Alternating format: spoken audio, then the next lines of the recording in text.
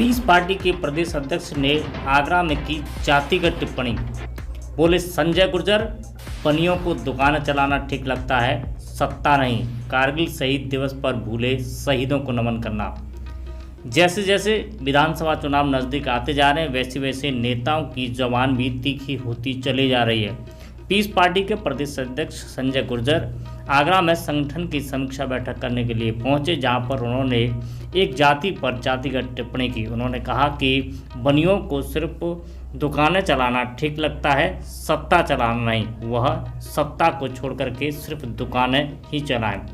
इस दौरान piece party के प्रदेश अध्यक्ष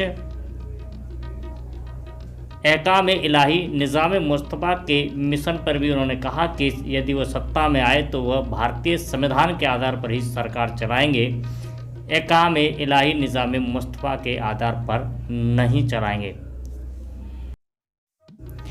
पीस पार्टी के प्रदेश अध्यक्ष से जब इस बारे में प्रश्न किया गया तो किस प्रकार से उन्होंने उत्तर दिया, सुने।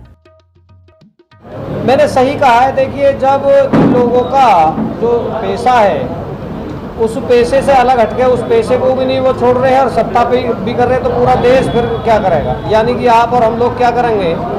सत्ता में भी सत्ता भी वही प्राप्त करना चाहते हैं, दुकान पे सामान भी वही बेचना चाहते हैं, तो फिर और कैसे काम चलेगा? फिर तो बेरोजगारी भी रहेगी, सत्ता भी हम नहीं कर सकते और रोजगार भी नहीं कर सकते, तो ये सब चीज़ नहीं दे सकते। जी के कैरियर को ख़त्म करने के लिए वहाँ रिश्तेदारियाँ निभाई जा रही हैं। भाई, अखिलेश यादव जी की जो पत्नी है डिम्पल जी, वो योगी जी की रिश्तेदार हैं, तो उनका तो रिश्तेदारी का कनेक्शन है। रहा सवाल इनका आजम खां साहब का, तो आजम खां साहब को तो इसलिए दबाया जा रहा है कि उत्तर प्रदेश में कहीं मुस्लिम समाज के देश के लीडर स्थापित आजम खां ना हो जाएं, इसलिए हमेशा से उनकी कहीं ना कहीं उन्हें नहीं लगा हो। लेकिन मैं जहाँ तक समझता हूँ राजनीति में उनकी उपेक्षा होती रही है और हम लोग किसी स्वार्थ के लिए उनका समर्थन नहीं कर रहे। उत्तर प्रदेश के बहुत अच्छे लीडर हैं, बहुत अच्छे वक्ता हैं और काफ़ी लंबे समय 4 दशकों से संसद में प्रदेश की सदनों में प्रतिनिधित्व करते आ रहे हैं।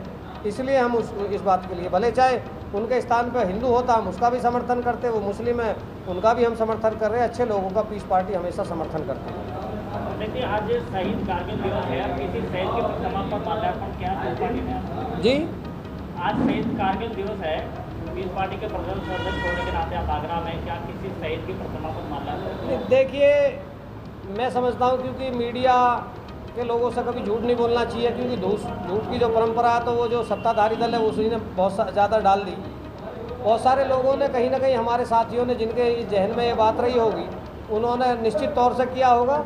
और राष्ट्रवादियों की पार्टी है पीस पार्टी, ऐसा नहीं है। और दूसरा, एक सत्ता में जो बैठे लोग ऐसे मुद्दों को तो वो केस करते हैं। जो कारगिल मुद्दे थे वो भी उन्होंने कारगिल में, यानी कि पूरा देश लॉकडाउन में घर बैठ जाए और योगी जी और मोदी जी जनसभाएं करेंगे तो सबली नीतियां उनके पास है। हमारे लोगों ने निश्चित तौर से, क्योंकि मेरे पास रिपोर्ट नहीं है लेकिन निश्चित तौर से ये मैं आपको कल भेज दूंगा, निश्चित तौर से किया।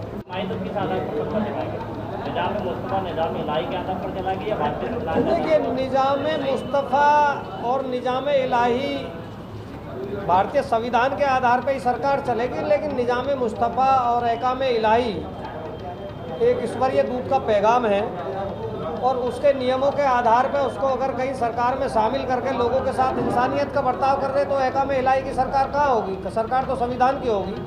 एहकाम इलाही निज़ाम मुस्तफ़ा का मतलब यह है कि अगर आपके पड़ोस में अभी मेरे भाई ने बोल रहे थे, उन्होंने बताया है, एहकाम इलाही निज़ाम मुस्तफ़ा का मतलब यह है कि अगर कहीं एक्सीडेंट हो जाए और आप नमाज़ पढ़ रहे हो तो नमाज छोड़ दीजिए, उसको हॉस्पिटल लेके जाइए, ये निज़ाम मुस्तफ़ा है। तो ये तो कोई गलत बात नहीं है, सरकार से चलाने से इसका कोई वो नहीं है।